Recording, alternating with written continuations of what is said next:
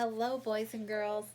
I'm jumping into the Minecraft world right here so I can read to you from our book Beatrice Zinker, the Upside Down Thinker. And we left off yesterday where Beatrice was trying to go to school wearing her ninja outfit. And her sister said, "That's not a good idea. Mom's not going to let you, but we're going to find out today if it works." So chapter 5, Ekfest Bray. Hey, that sounds like Pig Latin, which we know already. Breakfast went like most meals in the Zinker household. Henry was the star of the show. Remember, Henry's the little brother. Beatrice crunched her bacon and waited for it to begin. It didn't take long. Henry drained the last of his yogurt and thanked the empty container on his tray. "Mada pafadar!" Every head turned toward the high chair. And here's his little brother. Hope you can see that. Pete Zinker folded his paper in his lap. "Did you hear that, honey?" he asked. Nancy Zinker clapped her hands. He said, "More, please." Kate threw her flashcards on the table. "In Swahili?" Pete grabbed Henry another yogurt while Nancy dashed for the camera. Pete Zinker ruffled Henry's fuzzy head. "Attaboy, buddy," he said. Kate scooted her chair over to her brother and flipped through her flashcards.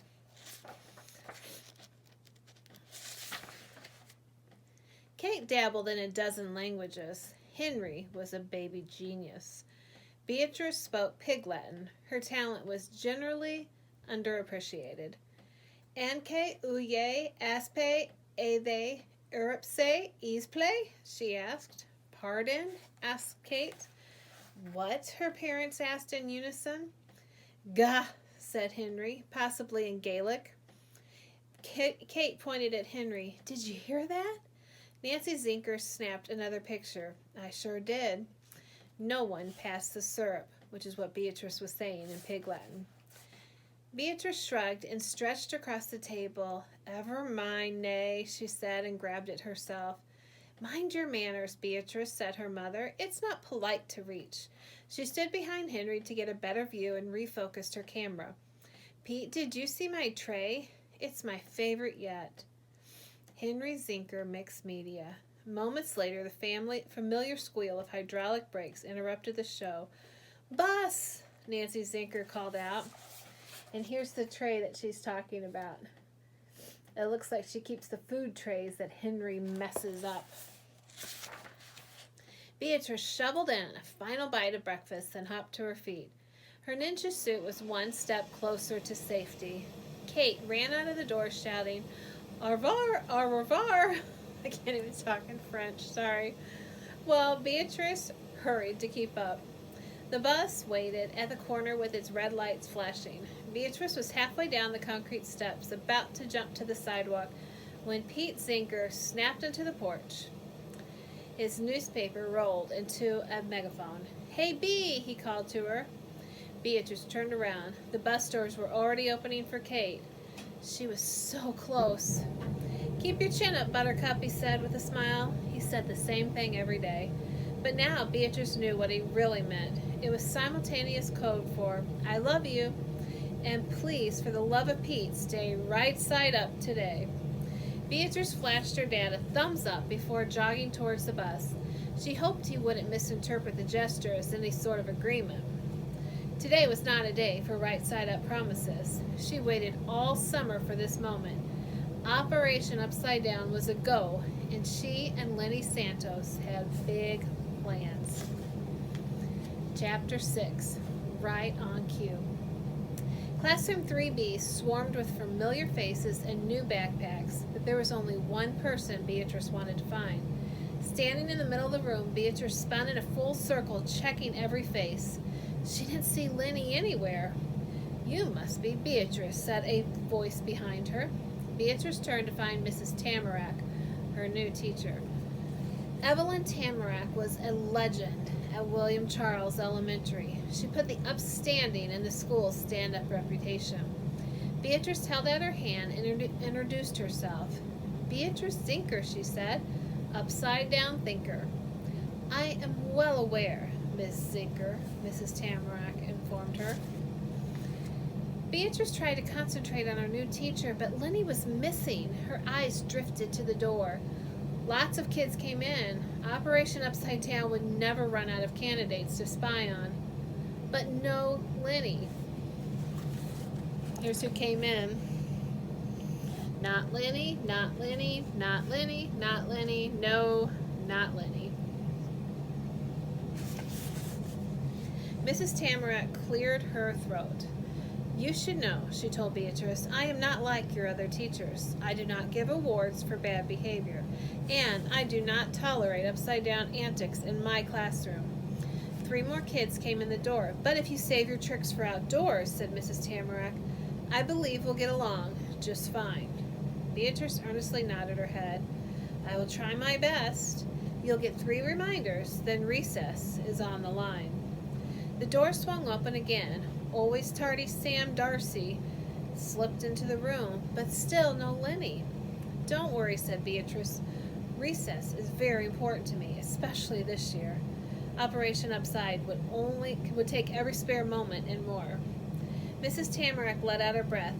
That's very good to hear. Right on cue, Lenny Santos walked through the door.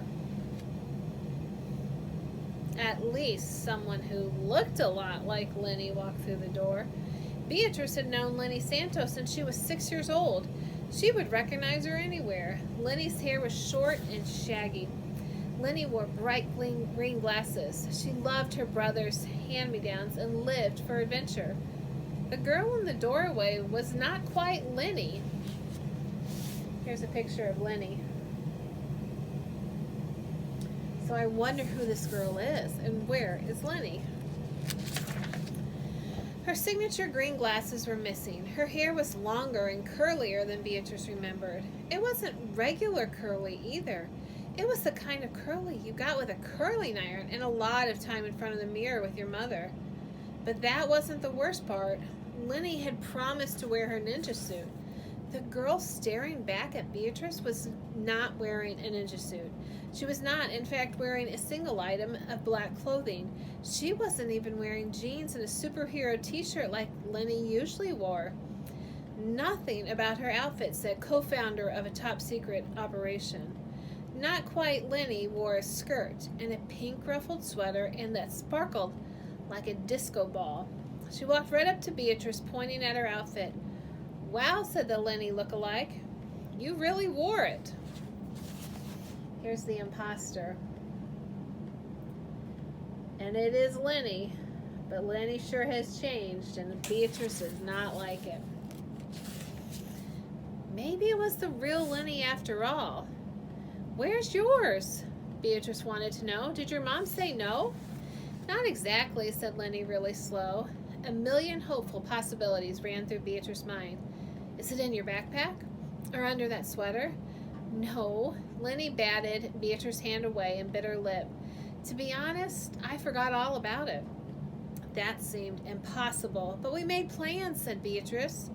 That was a long time ago, Beatrice. We were in 2nd grade. It was only 3 months ago, but when Lenny had straight hair and thought wearing a ninja suit was the best style ever, that's when they made the promise. I have an idea, said Beatrice.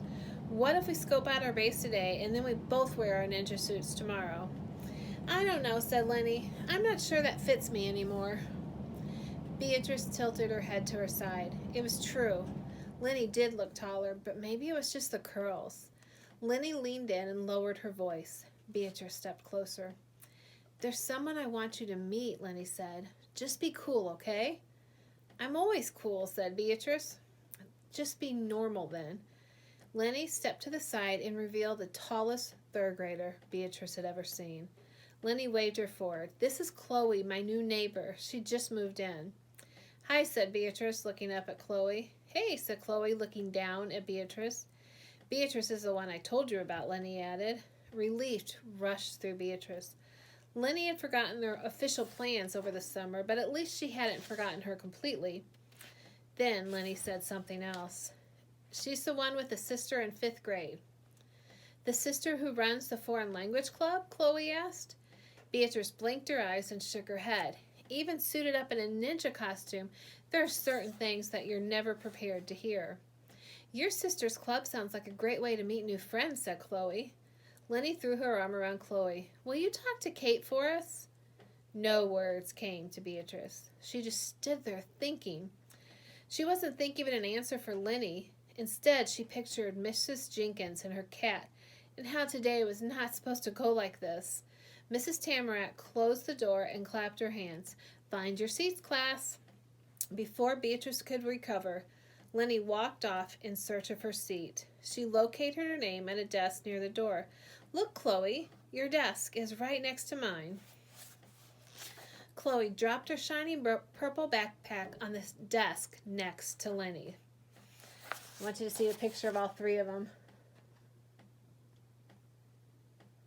Things have really changed for Lenny.